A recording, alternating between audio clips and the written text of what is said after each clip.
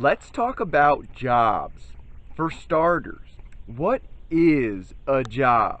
Does a job have to be physically or mentally strenuous? Well, no. Does a job have to be a part of a team? Sure, it can, but it doesn't have to be. Does a job have to occupy a certain amount of our day? No, not at all, so long as we make the necessary incentives to live our perception of a satisfactory life. Jesus, man. Well, what is it then that defines a job? Because as far as I can tell, a job is defined as work that brings home incentives, which is very much backed by my Oxford American Dictionary, defining a job as 1, a paid position of regular labor. But wait a minute. What if I started recycling bottles and cans from the side of the highway every day? Is that a job? What if I made my own jewelry and sell it on the beach? Is that a job? Or what if I play my guitar outside of a bar regularly? Is that a job? Or what if I've written 24 manuscripts, dedicated thousands of hours of my life to my dream and my passion of becoming a published author, but an agent hasn't signed on to publish any of them? Is that a job? Because apparently, as per society standards, the time spent on those manuscripts, or on that jewelry, or playing that guitar, or recycling, wasn't a job at all. Despite 3 out of 4 of those examples being done regularly and being compensated with incentives, thus fitting the dictionary's definition of a job. Ergo, I think a big part missing from this definition is, and shows the status quo, whose judgment we all unconsciously fear more than anything else, that we are complacently conforming to the system that presently enslaves us, providing the ability to pay taxes, to rent a home, and to generally feed the self-serving system and those most profiting from it. Because unless I'm working at a recycling center, not just picking up rubbish on my own, that isn't considered a job to our status quo. In fact, on the contrary, it is actually a justifiable reason to judge and discriminate against a given soul. Quite the same, unless I open a store and start selling my jewelry, that isn't considered a job. In fact, it doesn't matter how much time I spend doing anything, like spending thousands of hours writing a fiction series. If I'm not compensated for my work with incentives, if the work isn't approved by the status quo, it isn't a job, and I wasn't working for those thousands of hours. Thus, my question to you becomes, in our so very allegedly not broken system, how come some people, most often labeled by our status quo as cool, popular, or generally socially clean, get to teach paint and sip classes, surf, play baseball, rock climb, cook, play music, explore unexplored terrain, and in some instances, getting paid godly amounts of money to do so. But the homeless man who surfs all day, or whittles breathtaking crafts, or plays his guitar on the side of the bar, who has been dubbed by this same status quo as a loser, a weird, and generally socially unclean, is weak and lazy, and these don't count as jobs. Regardless if that homeless individual is the best guitarist, the best whittler, or the best surfer on the planet. How do we perfect our trade? What we would be most happiest doing in this life if we aren't dedicating a majority of our time to doing it? How do we become that rock climber that eventually makes it because they free climb the wall no one has ever climbed if they weren't climbing every day? Or how do we become that author that perfects all those manuscripts to industry standards if we aren't working at it every second that we feel motivated to? Yet, in this system of incentivized slavery, which tells us that we have to work if we want to thrive, period. We instead waste all our lives fearing taking that daunting step to pursue our passions, just because our ignorantly judgmental status quo, who controls who gets to make it and who doesn't see any worth in our passion in the early stages of its development. This status quo, which would of course rather us be where it makes them happiest, by being a cog of the machine that feeds their pockets, rather than have us do what makes us happy and fulfills us at the deepest level with meaningful purpose. Take, for example, myself just the other day. Now, I myself am very much homeless and jobless by definition and by choice, as I live on the road out of my car. I possess a depleting bit of savings that certainly isn't going up in a way I'd like it to. And I am certainly not conforming to the system that is presently certainly trying with tooth and nail to see me wither away, or forces me to submit to, as the status quo does with anyone who fights against it. Well, on this particular day, I woke up with the sun peeking over Mount Laguna. I made some hot cereal, and I immediately started working on my blog/vlog. Wait, should I say working? Because as per society standards, I'm not working. I'm homeless and jobless. Anyways, I worked on my blog straight until 11 a.m., chatted for about an hour with 2 park services rangers, made lunch, and then I was working again straight through 3 p.m. Which is when I realized I was being unfair and selfish to my kid Jumper.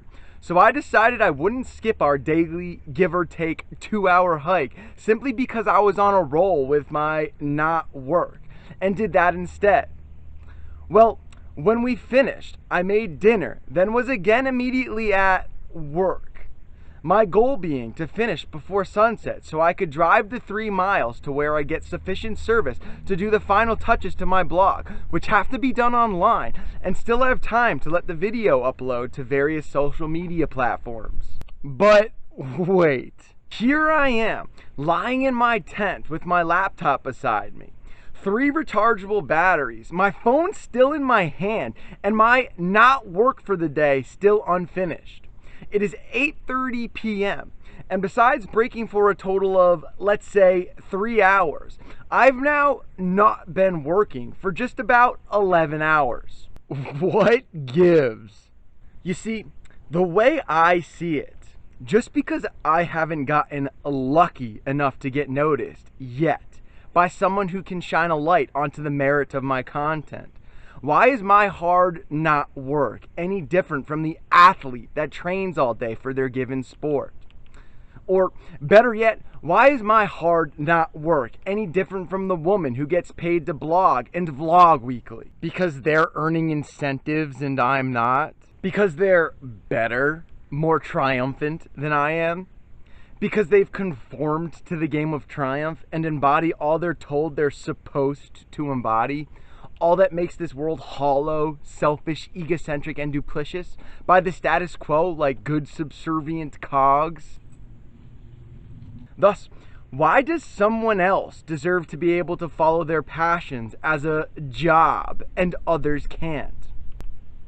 I believe this is the moral dilemma of our time, and the primest example as to why America's perverted version of capitalism, the right to the pursuit of happiness and to equal opportunity, is utterly failing. Because there is no right to the pursuit of happiness, and there is certainly no equal opportunity.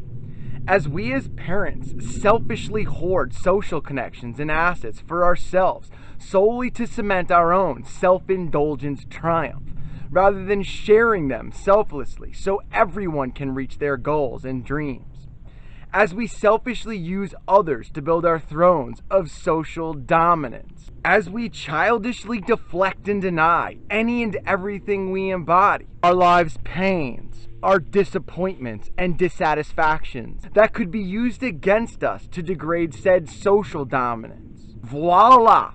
And here we are, living in a reality where only the triumph privileged have access to the best resources, the best teachers, and all the assets in the world to see their offspring reach their goals, whilst everyone else is pitted to fight like savage animals to become one of these triumph privileged.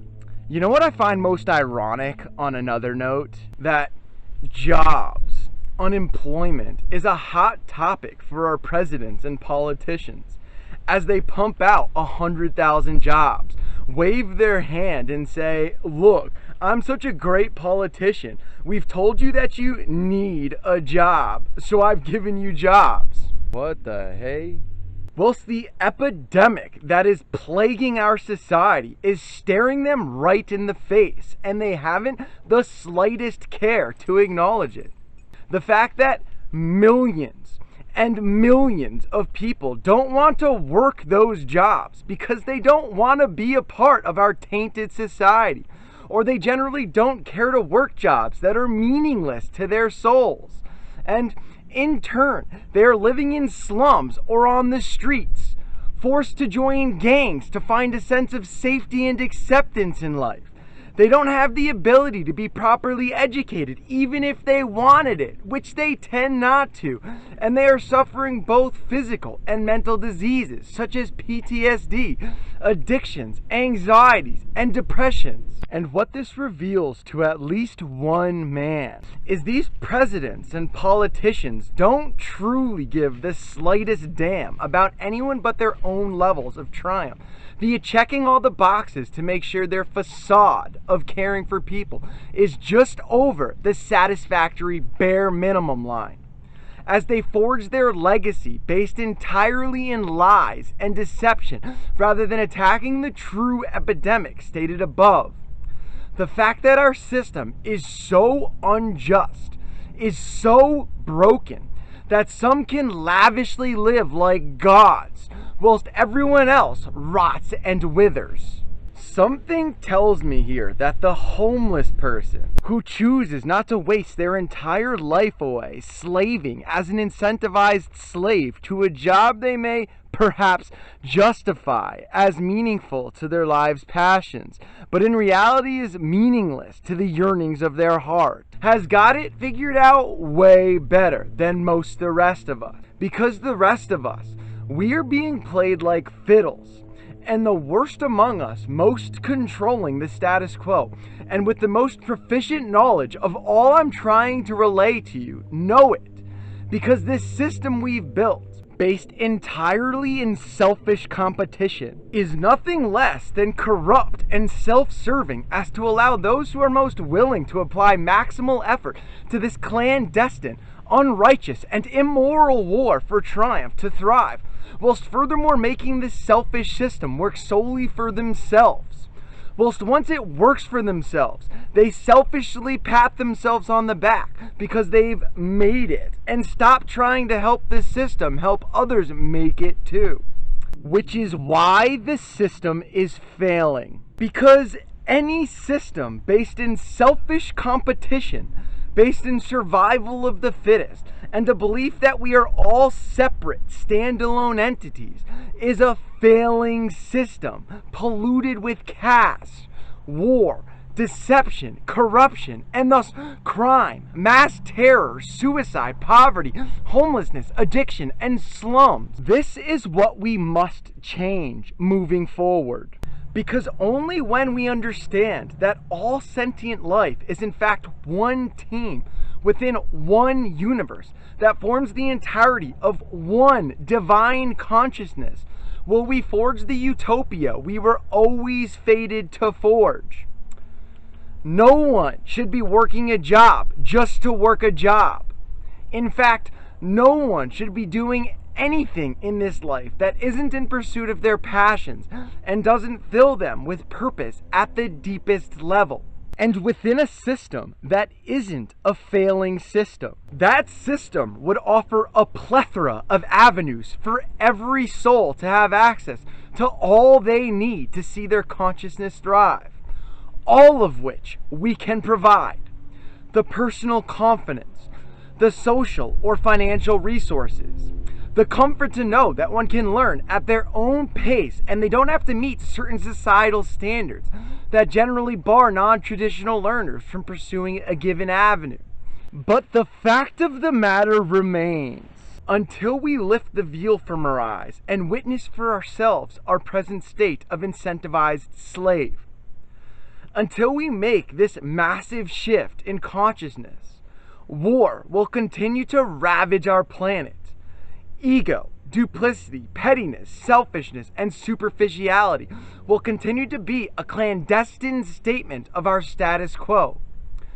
And we will continue to fall as a society.